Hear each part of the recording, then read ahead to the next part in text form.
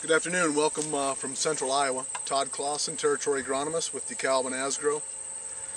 Coming to you from Story County, Iowa, in the territory of Brad Walkup. And we'd like to just take a few moments and discuss Goss's bacterial wilt, as it has a higher infestation in 2011 than we had at least originally anticipated coming into the season.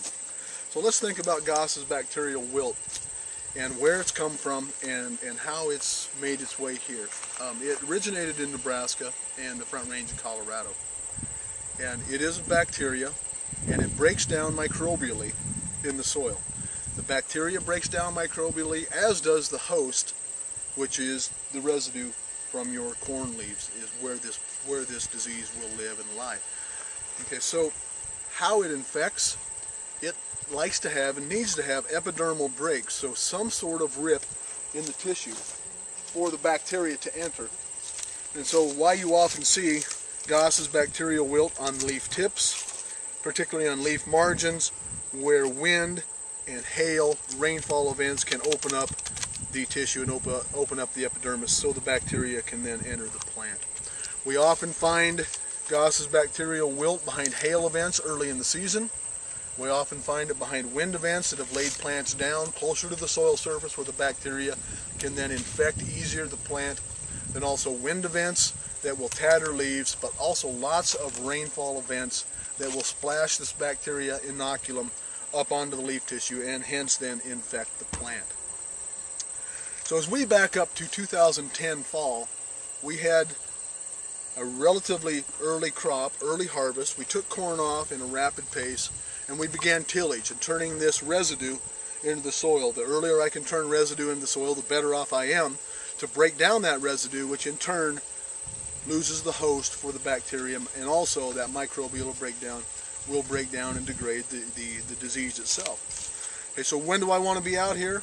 I want to be out here as warm as soil temperatures as I can, hence as we were last year. Now, as we moved into this spring, we were cool early, but our June was very, very conducive to this type of disease. We had a number of wind events, several storm events, hail events, but also we had a number of rainfall events in this part of the world. The Ames, Iowa Station, had the third wettest June on record, with I think approximately 17 different rainfall events. So it is an issue, and it has been the environment that has given us rise to this disease. As with any disease, we have the host, the inoculum is here, the bacteria is here, and so the third side of that triangle that is always the dictator of disease onset is the environment, and the environment was outstanding. So as you see, this disease will take long linear tissue away. Kind of interesting on this particular leaf is I have northern corn leaf blight lesions, and then also over here you'll see is the Goss's bacterial lesion. And I know so because you see the small speckles, which is what's known as pycnidia. It's the fruiting body, and that's what sporulates this disease. So this particular leaf has two different diseases on it, which isn't atypical. Everything goes natural maturity or senescence is Goss's bacterial wilt. I take a plant like this, which is totally senesced, completely dead, completely gone. And as I look at it, I've got more than one disease on it. I've got at least two.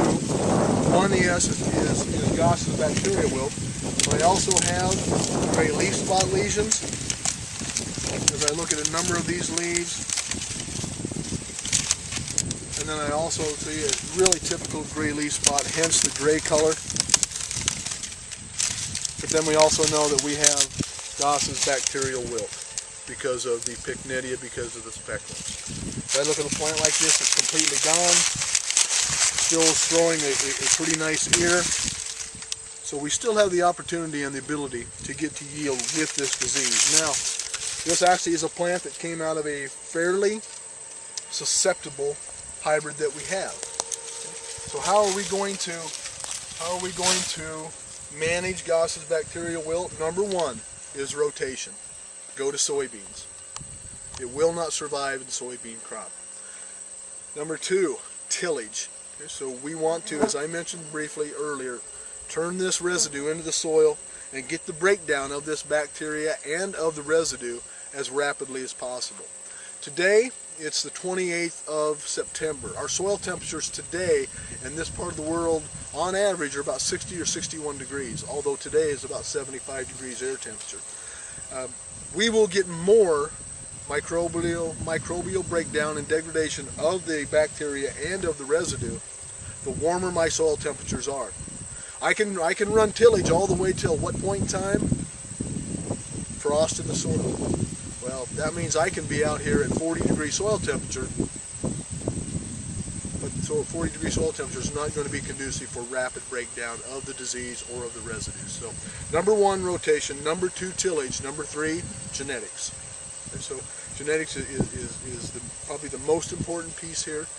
As we look at the inoculum level in this part of the world, we are going to be very specific and very, very adamant about the genetics that we place back out on farms that have higher risk of this disease. And we have a number of great products, all the way from 98-day all the way through 114-day out of a decal bag.